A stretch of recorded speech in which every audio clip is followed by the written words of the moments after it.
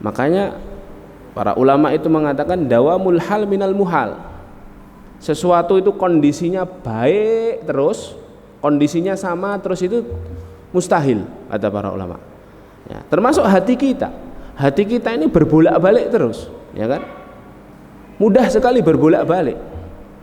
Makanya kadangkala kita ini kondisinya di pagi hari husnudzon sama saudara kita, sore harinya sudah suudzon kan?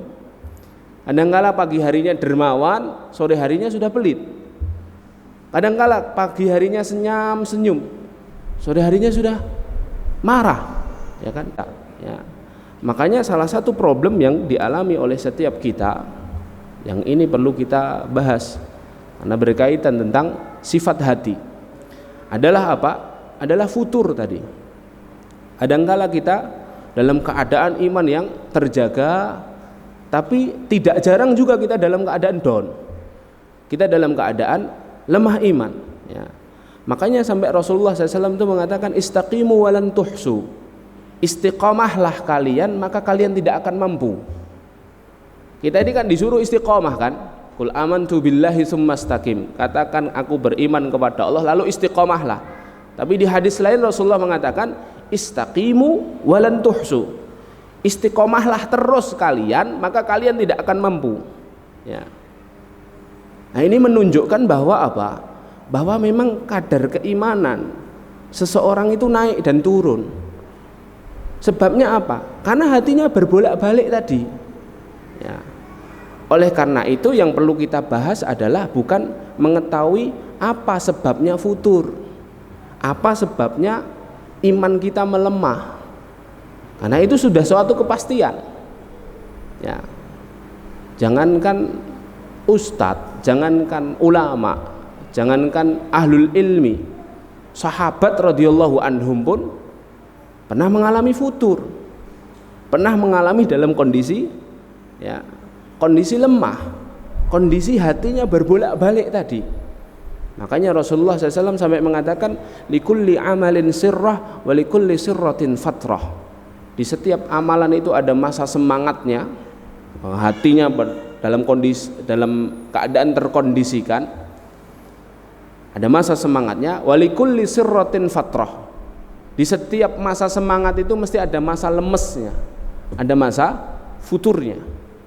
Apa lanjutan hadisnya? Fa in kanat fatratuhu ila sunnati, ya, faqad ihtada. Faman kanat fatratuhu ila sunnati faqad ihtada. Barang siapa yang masa futurnya tetap di atas jalan sunnahku, maka dia akan ditunjuki Allah untuk kembali semangat. Faman kanat fatratuhu ila ghairi dzalik faqad halak.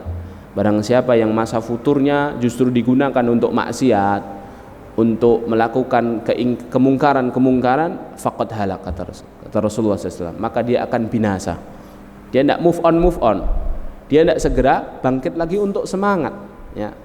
Makanya hadirin dimuliakan Allah, penting kiranya untuk kita mengetahui bukan sebab futur.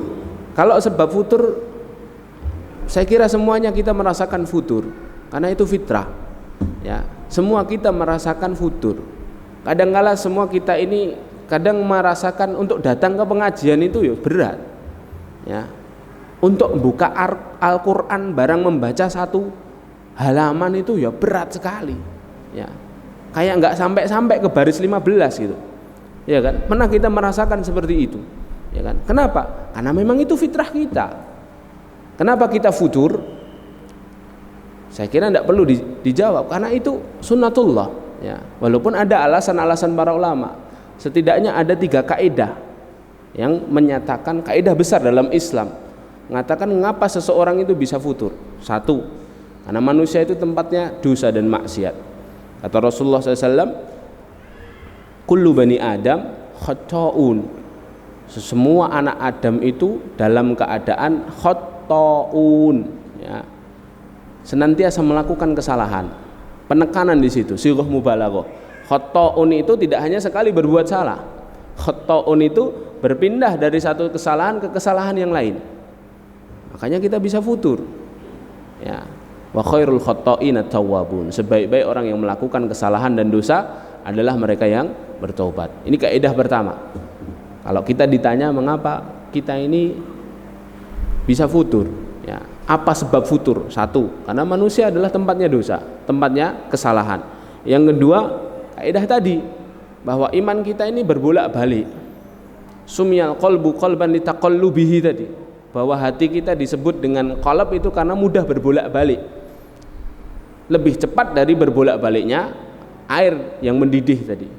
Lalu yang ketiga, kita faham kaidah dalam syariat kita, al-imanu yazidu wa yanqus. Kadangkala iman kita naik dan iman kita turun. Naiknya dengan ketaatan, turunnya dengan kemaksiatan, ya. Tapi hadirin dimuliakan Allah, daripada kita membahas apa sebenarnya sebab futur, apa sebenarnya sebab iman kita melemah, ya, lebih baik kita membahas sesuatu yang lebih urgen. Apa sesuatu yang lebih urgen itu, ya, bagaimana caranya agar ketika kita futurnya tidak lama-lama, dan agar kita ketika semangat syirroh tadi, keadaannya semangatnya jangan sebentar aja. Jadi semangatnya lama, futurnya sebentar aja. Ketika futur, cepat segera kembali semangat. Itu yang dibahas para ulama, daripada membahas kenapa kita bisa futur. Karena futur itu fitrah, futur itu suatu kepastian. Ya tadi loh saya katakan, sahabat itu pernah futur. Sahabat pun bisa futur. Kita tentu pernah mendengar hadis dari sahabat Handolah. Jadi pernah suatu hari sahabat Abu Bakar bertanya kepada Handolah, ya, dan kita tahu bahwa sahabat Handolah ini ahadu kutabi Rasulillah, salah satu katibnya Rasulullah, penulis wahyunya Rasulullah. Jadi ini sahabat senior, ini sahabat pilihan, artinya semajelis terus sama Rasulullah dan dekat, wong dia katibnya Rasulullah radhiyallahu anhu, ya. Sampai akhirnya Abu Bakar bertemu sama Handolah. Lalu Abu Bakar bertanya, kaifa anta ya Handolah, gimana kabarmu ya Handolah? Maka Handolah ketika itu menjawab, nafaqah Handolah, Handolah dalam keadaan munafik. Aku dalam keadaan munafik maksudnya, ya. Lalu Abu Bakar kaget dengan jawaban itu.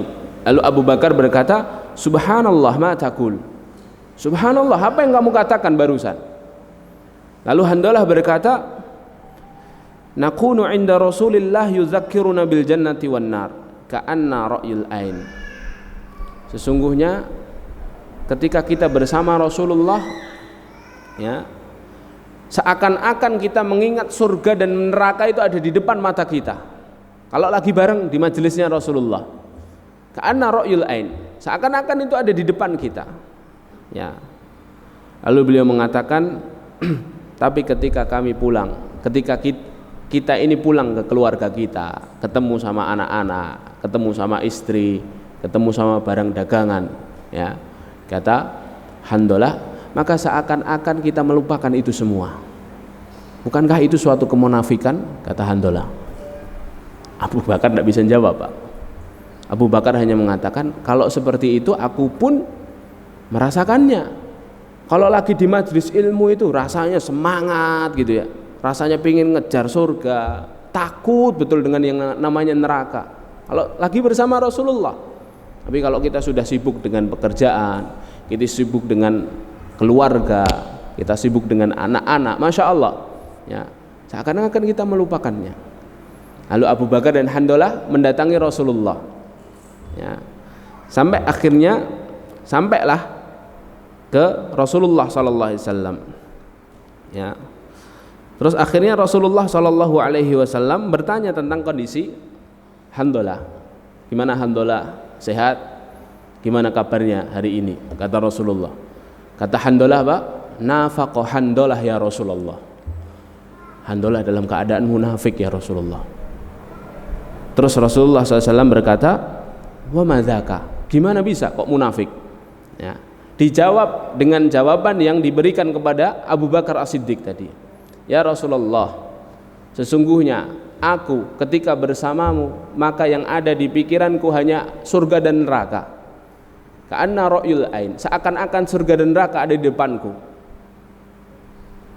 Tapi ketika kami berpisah denganmu ya Rasulullah, bertemu dengan anak dan istri kami, bertemu dengan barang-barang dagangan kami, bertemu dengan toko dan perusahaan kami ya Rasulullah, kami melupakan itu semua. Bukankah itu sebuah kemunafikan ya Rasulullah? Lihat jawabannya Rasulullah sallallahu alaihi wasallam, walladzi nafsi biyadi, demi zat yang jiwaku ada dalam genggamannya, demi Allah, kata Rasulullah, walladzi nafsi biyadi lau tadumuna ala ma takununa indi, wahai Handolah, kalau saja kondisimu senantiasa sebagaimana kondisimu ketika berada di sampingku, la safahatkumul malaikah, maka sungguh para malaikat akan berebut berjabat tangan denganmu. Ya, di mana-mana, di jalan, di tempat tidurmu, malaikat akan merubungimu dan berebut berjabat tangan denganmu. Maksudnya apa? Saking mulianya dirinya. Karena apa? Imannya selalu on, imannya selalu naik. Sampai Rasulullah ibaratkan itu apa? Malaikat itu akan ngerubung kamu kalau kamu selalu kondisimu seperti itu. Ya, walakin ya Handolah, akan tetapi wahai Handolah, sa'atan wa sa'atan, sa'atan wa sa'atan, sa'atan wa sa'atan, kata Rasulullah. Akan tetapi wahai Handolah, sesaat dan sesaat, sesaat dan sesaat, sesaat dan sesaat, sampai diulang Rasulullah 3 kali. Apa maksudnya sesaat dan sesaat dalam hadis ini? Akan tetapi wahai Handolah, ada saatnya kamu semangat, ada saatnya kamu lemas. Ada saatnya kamu semangat, ada saatnya kamu harus rileks untuk agar bisa semangat lagi. Ya. Loh, hadis ini kan jelas menunjukkan kepada kita bahwa bahkan sahabat radhiyallahu anhum ajmain pun futur, kadang juga lemas. Nah, kalau sahabat radhiyallahu anhum saja lemas, futur, apalagi kita yang orang biasa ini, Bapak Ibu yang dimuliakan Allah. Makanya itu rileks itu diperbolehkan, Pak. Refreshing itu diperbolehkan. Hukumnya mubah, bahkan bisa berpahala di sisi Allah. Kalau tujuannya tadi rileksnya agar kembali semangat, sebagaimana Abu Darda tadi radhiyallahu anhu. Rileks, kumpul bareng keluarga, kumpul sama temen, ngopi, rekreasi. Itu boleh-boleh saja, ya. Sesaat saja, tapi sesaat kemudian dia kembali semangat lagi. Ya, jadi maknanya itu sesaat. Bukan semangatnya 1 pekan, futurnya 1 tahun. Pandemi Ustaz, ya kan?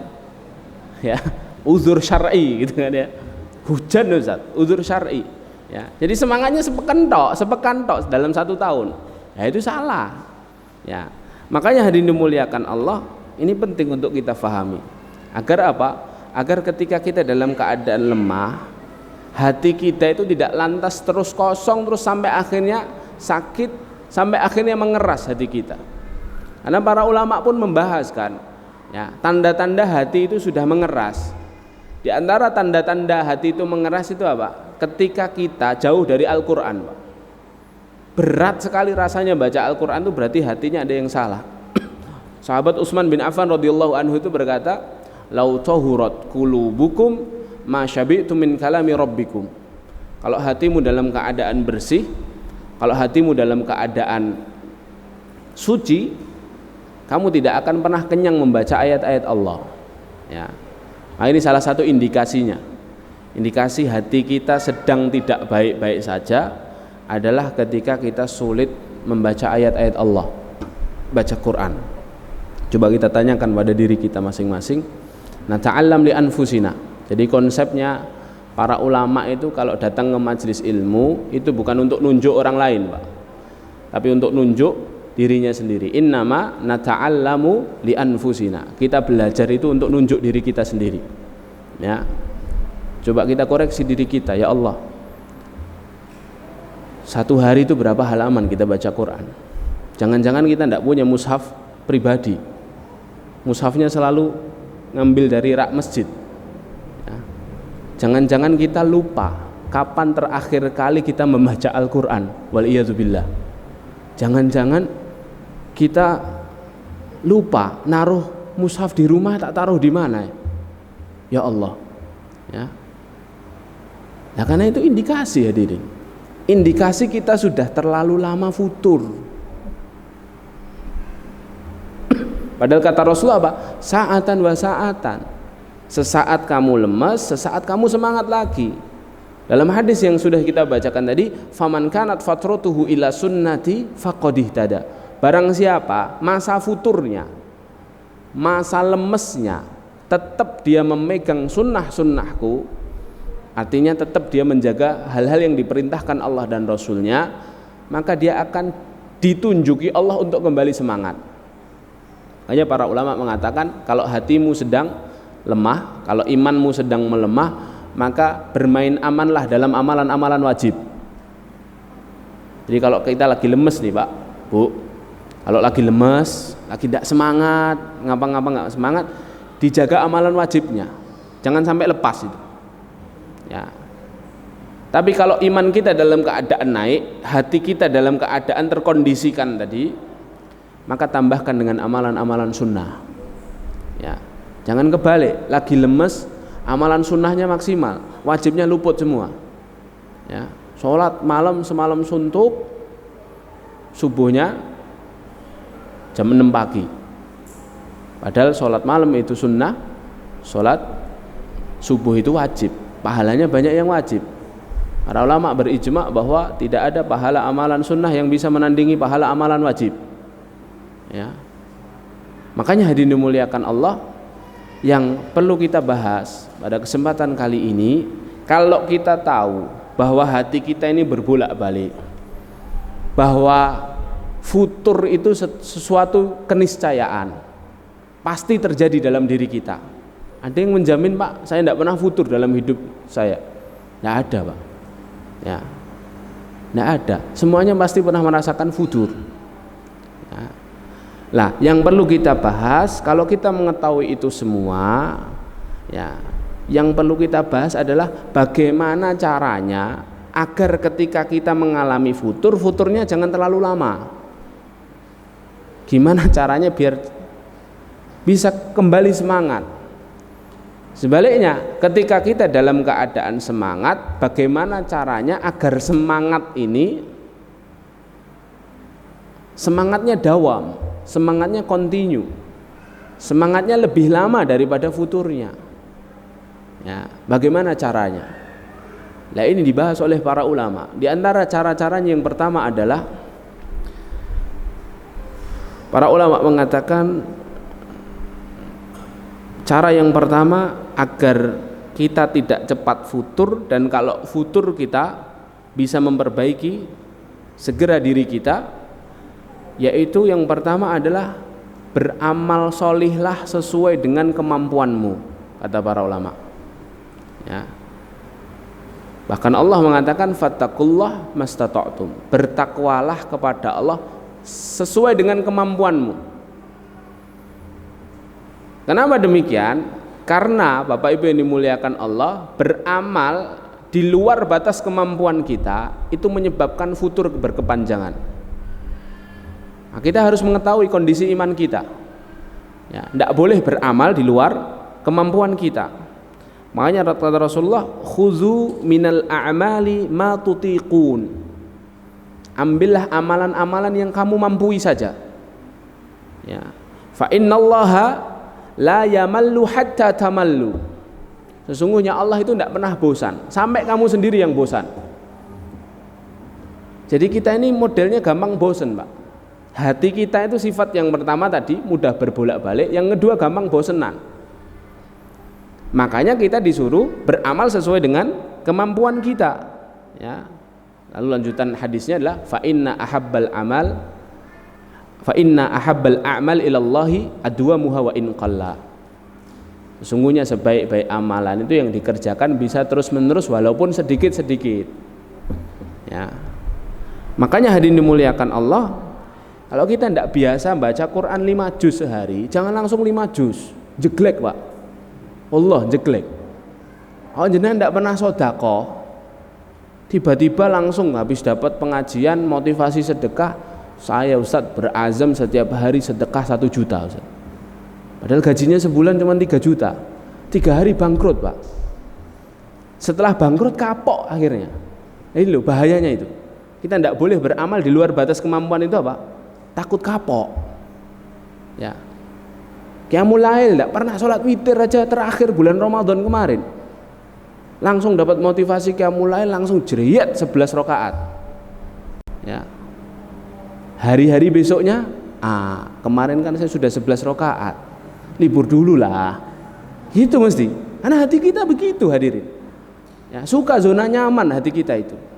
1 bolak-balik, 2 bosenan, 3 suka zona nyaman. Amalan saya kan kemarin sudah sedekah 1 juta, 3 juta. Nanti dulu lah. Ya. Nah ini, tidak bolehnya di situ. Makanya suatu hari Rasulullah pernah masuk ke Masjid Nabawi. Di sof akhwat itu ada 2 tiang hadirin. Di sof akhwat Masjid Nabawi kala itu Rasulullah mendapatkan satu tali yang terikat di antara 2 tiang tersebut. Lalu Rasulullah berkata kepada para sahabat yang di situ, ini tali apa ini? Tali milik Zainab ya Rasulullah, seorang sahabiah. Buat apa tali ini, kata Rasulullah? Kata para sahabat, idza fatarat ta'allaqat bih. Kalau dia dalam keadaan futur ya Rasulullah, lemas, dia sholat sambil bergelantungan di situ ya Rasulullah, sendenan di tali itu. Ya. Maka apa kata Rasulullah SAW? Hallu hadha, lepaskan tali ini. Ya. Fal yusalli, ya kata Rasulullah SAW, hallu hadha fal yusalli ahadukum nasyatahu. Hendaknya seorang di antara kalian sholat sesuai dengan masa semangatnya. Maksudnya sholat sunnah ini ya, bukan sholat wajib. Ya. Hendaknya seseorang sholat sesuai dengan masa semangatnya. Fa idza fatarat falyaqud. Jika seorang di antara kalian dalam keadaan fatar, dalam keadaan futur, maka hendaknya dia sholat dengan cara duduk. Lalu Rasulullah sendiri yang mengatakan bahwa kita tidak boleh beramal di luar batas kemampuan kita. Ya. Ada 3 orang datang ke Rasulullah SAW. Yang satu dengan pedenya mengatakan, ya Rasulullah, saya ingin puasa terus setiap hari, tidak pakai buka ya Rasulullah. Yang 2 mengatakan, ya Rasulullah, saya ingin sholat malam terus setiap malam, tidak pakai tidur ya Rasulullah. Ya. Yang ketiga, ya Rasulullah, saya membenci wanita, saya tidak mau nikah ya Rasulullah. Ya, wanita itu ganggu ibadah saya saja ya Rasulullah. Apa kata Rasulullah menanggapi 3 seorang sahabat yang semangat sebenarnya? Ini ibadahnya kan semangat banget itu, ya kan? Sholat tidak usah tidur, puasa tidak pakai buka, terus apa? Membenci wanita, ya, nggak mau nikah demi agar tidak terganggu ibadahnya. Apa jawab Rasulullah ketika itu? Inilah atqakum wa akhsyakum, sesungguhnya aku adalah orang yang paling bertakwa di antara kalian dan aku orang yang paling takut kepada Allah di antara kalian. Ya. Terus Rasulullah SAW melanjutkan hadisnya, dan aku berpuasa lalu aku berbuka. Aku qiyamul lail tapi aku juga tidur.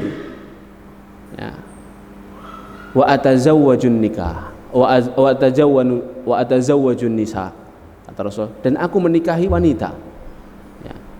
Rasulullah ingin menggambarkan, aku loh orang yang paling bertakwa kepada Allah, orang yang paling takut kepada Allah. Aku ya sholat tapi aku tidur, aku ya puasa tapi aku berbuka, aku juga menikahi wanita. Ya. Faman raghiba an sunnati falaisa minni. Lalu Rasulullah menutup hadis itu dengan faman raghiba, barang siapa yang membenci sunnahku maka tidak termasuk dari golonganku. Hadis ini disimpulkan para ulama tadi, kita tidak boleh beramal di luar batas kemampuan kita, ya. Maka cara menjaga agar tidak cepat futur, hadirin dimuliakan Allah, adalah beramalah sesuai dengan kemampuannya. Artinya apa? Step by step. Oh, misalnya jarang sholat malam, ya witir dulu lah 1 rakaat, diistiqomai dulu 1 pekan. Oh, ternyata sudah enteng, pekan keduanya tambah, witirnya jadi 3 rakaat. Kalau sudah, tambahkan tahajud 2 rakaat. Seperti itu hadirin, ya. Jangan langsung banyak, karena tadi dia akan merasa berada di zona nyaman. Oh, saya sudah punya celengan banyak kok, ya pending dulu lah, libur dulu, cuti dulu lah, ya. Sampai akhirnya apa? Akhirnya futur dia. Itu yang pertama. Yang kedua, hadirin dimuliakan Allah, ya. Kata para ulama, hendaknya setiap kita memperhatikan kondisi hati.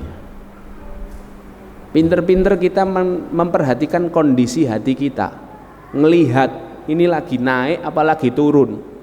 Dan di antara cara untuk melihat kondisi hati adalah sesuai apa yang dikatakan sahabat Abu Darda radhiyallahu anhu.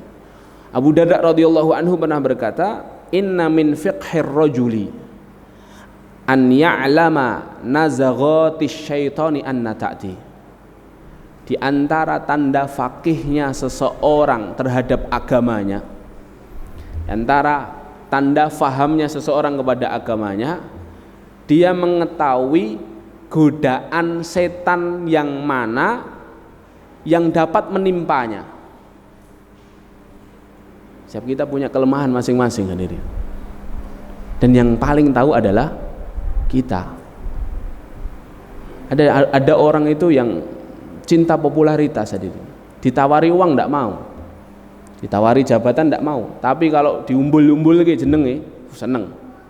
Kelemahannya di situ, ya. Ada orang itu tidak cinta popularitas, tapi kalau sekali ditawarin uang, harta, dunia, wah, lemes langsung hadirin. Ada yang seperti ini. Ada tidak suka popularitas, ada tidak suka harta, tapi ternyata suka jabatan, ya. Kalau ditaruh di tempat yang atas gitu, wah dia senang. Setiap kita punya kelemahan sendiri-sendiri. Ada tidak suka popularitas, ada nggak suka jabatan, ada nggak suka uang. Ternyata lemah dalam masalah wanita. Ya, setiap kita punya kelemahan sendiri-sendiri.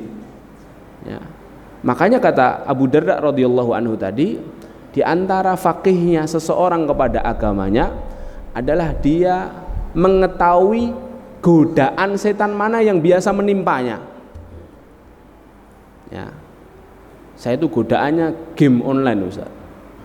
Kalau game online itu bisa sampai masya Allah sholat telat, bisa sampai tidak kerja, bisa tidak, masya Allah, bisa sampai tidak tidur, subuhnya kesiangan. Berarti itu godaan setan yang mudah menimpa kita. Dan setan tahu betul, Pak. Setan tahu betul, Bu, mana kelemahan kita. Itu harus ditutup pintunya rapat-rapat. Ya. Ada orang itu yang seneng lihat barang itu masya Allah. Kalau ngelihat tas itu matanya biru, Pak. Ibu-ibu ini biasanya. Ya. Berarti itu kelemahannya. Ya. Kadang-kala ada orang tas tidak terlalu suka, tapi ternyata dia suka kuliner. Ya. Akhirnya sibuk kuliner begitu. Ya. Ya tidak apa-apa, asalkan dalam batas-batas tertentu tidak apa-apa. Hanya saja kadang-kala setan itu lebih mengetahui kelemahan kita daripada diri kita sendiri. Ya. Makanya para ulama mengatakan yang kedua, agar kita tidak cepat futur, dan ketika semangat itu semangatnya langgeng gitu ya. Salah satu caranya adalah dengan memperhatikan kondisi iman kita. Saya mungkin pernah cerita di majelis ini, hadirin dimuliakan Allah. Saya ada jamaah di kota Solo ini. Saya udah minta izin untuk saya ceritakan. Curhat sama saya, masya Allah, bapak-bapak curhat sama saya itu sampai jam 1 malam, Pak. Selesai pengajian jam 9 sampai jam 1 malam. Cerita tentang kisah hidupnya, kenapa sekarang dia mau ngaji. Ternyata beliau ini masya Allah, ya, mau ngaji, mau hijrah, mau masya Allah sekarang siqah sekali. Sholatnya rajin, ngajinya rajin, masya Allah. Sudah selesai kitab Safinatun Najah sama saya, Ustadz itu. Bapak ini. Dia cerita begini, Pak. Saya itu tobat Ustadz gara-gara khomer. Masya Allah. Gara-gara barang yang paling dicintainya di masa lalu dia tobat. Loh gimana ceritanya, Pak? Saya itu peminum khomer adik Ustadz. Peminum khomer adik. Adik itu pokoknya ketagihan banget. Kalau saya tidak minum khomer dalam sehari, saya bisa gila Ustadz. Ada orang begini, Pak. Sampai istri saya Ustadz nyediain botol khomer itu 3 untuk sepekan. Bukan karena istrinya mendukung suaminya untuk minum khomer, tapi jagain suaminya jangan sampai minum lebih dari 3. Coba. Karena kalau tidak dikasih sama sekali gendeng, Pak. Gila. Ya. Sepekan tuh bisa habis 2 kerat. Dikasih minimal 3 sama istrinya. Suatu hari Ustadz, istrinya wanita karir. Istri saya tugas ke luar negeri katanya. Izin kepada saya harus ada lawatan ke luar negeri. Ya. Ini kabar gembira bagi saya. Berarti tidak ada yang mengawasi saya. Masya Allah. Dia telepon teman-temannya satu grup. Bro, bojoku lunga bro. Ya. Party bro katanya. Pesta kita. Dan kata beliau ini, kalau orang sudah adik sama khomer Pak, tidak doyan wanita. Tidak tahu ini versinya beliau. Kita itu Pak Ustadz, ya kelompok kami ini tidak doyan wanita. Tapi kalau tidak minum khomer, kami bisa gila katanya. Akhirnya Pak, kata beliau ini, akhirnya kami mesen villa di Bandung Ustadz. Karena rumah saya, mau pesta di rumah saya, tapi kanan kiri saya ini anggota DPR katanya. Bisa dibayangkan ini orang kaya raya. Ya. Saya nggak enak kalau minum khomer di tetangga-tetangga, nggak enak. Akhirnya kami sewa villa di Bandung. Kami ke Bandung 3 hari 3 malam tidak berhenti minum khomer katanya. La ilaha illallah. Itu cerita Pak. Belum sampai 3 hari istrinya nelpon Pak.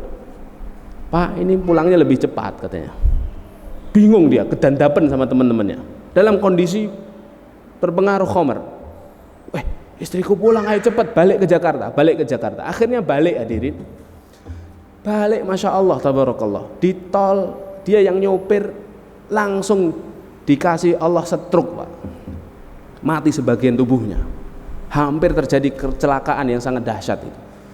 Sampai akhirnya temannya yang juga masih dalam keadaan mabuk berhasil memegang kendalinya dan menghindarkan dari kecelakaan. Hanya nyerempet bahu jalan, bahu tol ya. Dan selamat semua itu. Selamat si fulan ini, si bapak ini akhirnya di rumah sakit Pak selama berbulan-bulan karena stroke hadirin. Setengah tubuhnya ini sudah tidak bisa difungsikan. Sampai Masya Allah ya, sampai akhirnya dia kondisi seperti itu berbulan-bulan dirawat di rumah sakit, sampai akhirnya setelah berbulan-bulan dia bisa sembuh total Pak. Dan yang dia syukuri apa? Tidak ada satu organ tubuhnya yang rusak. Padahal orang kalau kena stroke Pak, ya kita mungkin sebagian kita tahu, kalau sembuh pun mesti ada satu organ tubuhnya itu yang cacat. Ya. Nah ini dia dikembalikan oleh Allah semuanya. Itu yang membuat akhirnya dia betul-betul merasa ditegur oleh Allah. Setelah itu dia bertobat Pak. Tapi ceritanya belum sampai di sini, belum selesai. Dia bertobat, dia hijrah ke Solo Pak. Ke Solo. Dia cerita ke saya. Tapi Ustadz, kalau hari ini saya ditawari khomer, saya masih mau Ustadz. Ini ngeri Pak. Saya masih mau. Karena itu kerjaan dia di Jakarta Pak, rizki dia di Jakarta. Tapi dia tidak pernah mau ke Jakarta Pak. Kenapa? Takut sama teman-temannya kalau dia dihubungi. Takut sama bau khomer Pak. Saya tidak pernah ke Jakarta Ustaz. Saya takut Ustaz. Ketemu sama teman-teman lama lagi. Bau khomer itu menggoda Ustaz. Padahal sudah bertahun-tahun dia bertobat. Dia tahu betul bahwa kelemahannya Pak, khomer. Pintu setannya itu khomer. Saya pernah ditipu sama teman saya Ustaz. Saya ke Jakarta suatu kali Ramadan. Saya kira aman Ramadan. Teman saya modusnya, yuk bukber katanya. Masya Allah. Bukber akhirnya. Habis bukber pesta khomer Ustaz. Ya saya khilaf lagi katanya. Ya Allah, ini loh Pak. Ini gambaran bahwa setiap kita punya kelemahan. Dan salah satu caranya adalah menutup kelemahan itu, hadirin. Setan lebih tahu kadangkala daripada diri kita. Kenapa? Karena diri kita tidak pernah mengenali diri kita masing-masing. Kelemahan kita mana? Nazagoti syaitonnya itu apa? Ya. Jebakan setannya itu mana? Nah, ini hadirin dimuliakan Allah. Dua dulu yang dapat kami sampaikan pada kesempatan kali ini. Insyaallah akan kita lanjutkan pada kesempatan yang lain. Yang pertama, beramal sesuai dengan kadar kondisi keimanan kita. Ya. Jika sudah sinkron antara iman, ya, dan amal kita, baru setelah itu naikkan pelan-pelan, ya, naikkan pelan-pelan. Yang kedua, dengan memperhatikan kondisi iman kita dan memperhatikan dari lubang mana setan coba menggoda kita. Wallahu a'lam bishawab. Semoga bermanfaat apa yang kami sampaikan, terutama bagi diri kami sendiri dan kepada jamaah yang kami muliakan. Kita tutup dengan bacaan kafaratul majlis. Subhanakallahumma bihamdika asyhadu an la ilaha illa anta astaghfiruka wa atubu ilaik. Akhiru da'wana alhamdulillahirabbil alamin. Assalamualaikum warahmatullahi wabarakatuh.